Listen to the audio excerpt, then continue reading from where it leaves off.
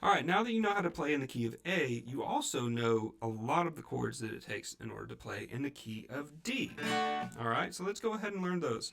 D is going to be our one chord in the key of D, of course. Our four chord in the key of D is going to be a G. All right, remember your anchor as your ring finger. Pinky can come down here.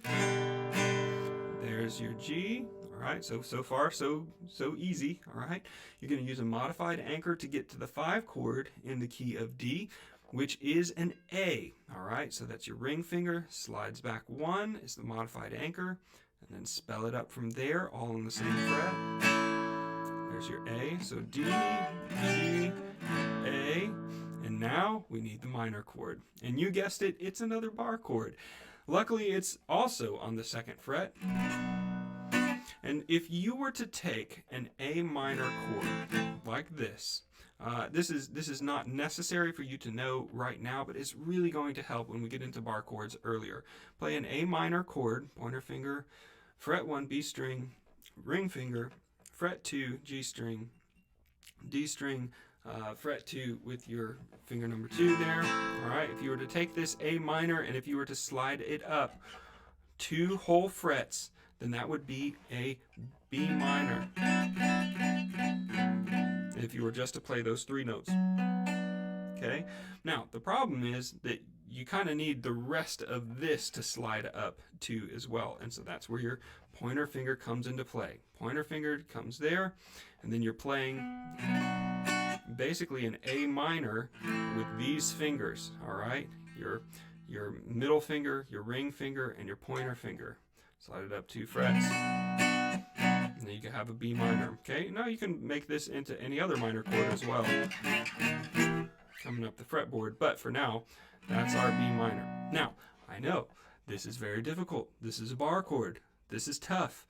One of the things that you can do in order to make this easier if you cannot play this bar chord, and the reason I'm flying through it is to help you learn this an easier way, which is to do a B minor without a bar. You're going to start with your pointer finger, 2nd fret of the high E string. All right, the next thing that you're going to do is you're going to do finger number 2, 3rd fret of the B string, and then you're going to reach and skip a string with your finger number 3 and go all the way to the D string with it, and the G string, 4th fret, gets the pointer finger like that, or the pinky finger, not finger number 4. Now the trick with this is that as you're strumming, you don't want to dig in on these low ones, because those notes really don't fit the chord. You want to focus on these bottom 4 strings.